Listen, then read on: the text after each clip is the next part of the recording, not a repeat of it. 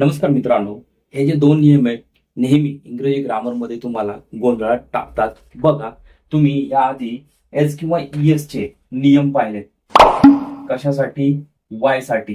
पण ज्या वेळेस शब्दाच्या शेवटी जर ओ असेल, काय ओ असेल, तर मग त्यासाठी तुम्हाला एस वापरायचं का ईएस वापरायचं? पहा, पहिला जो नियम आहे, याच्या आधी आपण व्यंजन आणि स्वर समजून घेऊ. बघा, 26 आपले अल्फाबेटिकल वर्ड्स आहेत, राईट. त्याच्यातनं 5 तुमचे काय आहेत? वॉवल्स, म्हणजेच स्वर. त्याला इंग्लिशमध्ये तुम्ही काय म्हणणार? वॉवल्स. आणि उरलेले 21 हे काय तुमचे? व्यंजन. ओके, बघा, वॉवल्स कुठले कुठले? ए, आय, ओ, यू आणि ई हे पाठ असले पाहिजे, या लक्षात. आता बघा, नामाच्या शेवटी ओ असून त्यापूर्वी व्यंजन असेल तर अनेक वचन ईएस जोडून होतो. काय?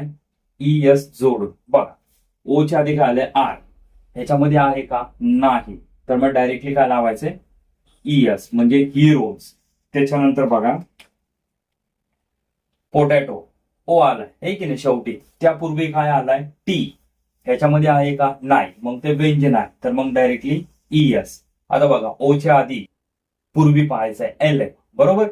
मग ह्याच्यात आहे का? नाही. तर मग डायरेक्टली येस.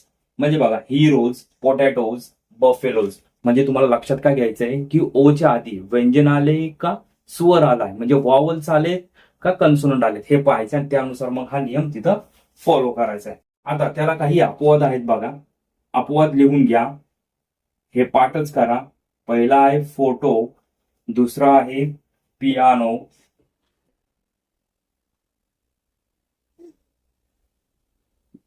तिसरा आहे किलो. ह्यांना एस लागतं. Okay, clear. आता दुसरा नियम पहा. मात्र नामाच्या शेवटी ओ असून त्यापूर्वी स्वर असेल तर अनेक वचन करताना फक्त ईएस वापरायचे. बघा, आता ओच्या आधी काय आले? आय. आय हे आय आय. ओके, तर फक्त एस लावायचं. बघा, कक्को, रेडिओ, जर रेडिओ अनेक वचन CUCKOO. ओच्या आधी काय आले? ओ. आहे का ओ? यस. नियम काय म्हणतो तुम्हाला? फक्त एस वापरायचंय. बघा, स्टुडिओ, ओच्या आधी काय आलंय? आय. आलंय का? आय. तर मग फक्त येस. म्हणजेच तुम्हाला व्यंजन आणि स्वर हे दोन कन्सेप्ट तुमचे क्लिअर असले पाहिजे. तेव्हाच तुम्हाला ओच्या नंतर एस वापरायचंय का ईएस वापरायचंय.